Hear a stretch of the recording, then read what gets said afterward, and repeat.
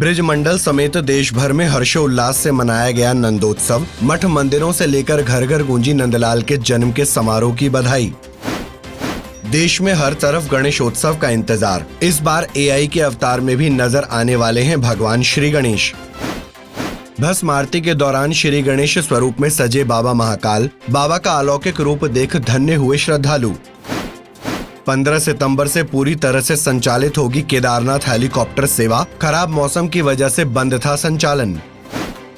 भगवान श्री कृष्ण के जन्म के दूसरे दिन ब्रिजमंडल समेत पूरे देश में नंदोत्सव मनाया गया। इस दौरान ब्रिज क्षेत्र के गोकुल और नंदगांव में नंदोत्सव का विशेष आयोजन किया गया। नंद भवन से भगवान श्री कृष्ण का बाल स्वरूप डोला बाजार की अलग अलग गलियों में होते हुए निकला, जिस पर गोकुल नगर वासियों द्वारा पुष्प वर्षा भी की गई। इस दौरान नगरवासी भगवान श्री कृष्ण की मनमोहक छवि को निहारते रह गए।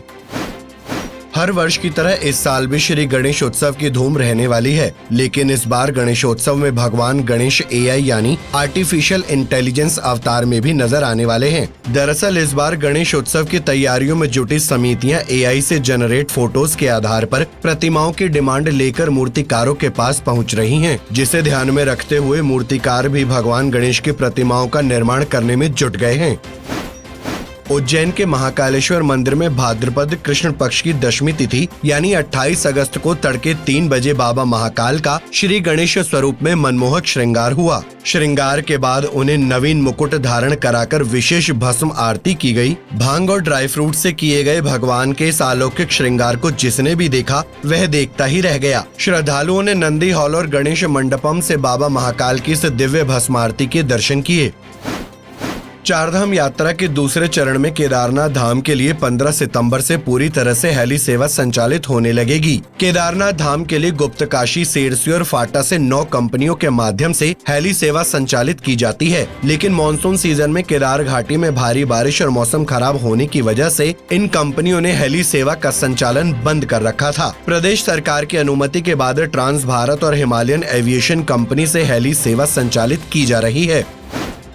दिव्य योग मंदिर ट्रस्ट को NCVET यानी national council for vocational education and training का एक्रेडिटेशन यानी मान्यता मिल गई है। दिल्ली के कौशल भवन में हुए एक कार्यक्रम में दिव्य योग मंदिर ट्रस्ट को ये मान्यता प्रदान की गई। इसके तहत कौशल विकास, आत्मनिर्भर भारत और रोजगार सृजन के पतंजलि के प्रयासों को भी बल मिलेगा। अब 60 से ज्यादा वोकेशनल एजुकेशन के कोर्स से सभी देशवासी लाभान्वित हो सकेंगे।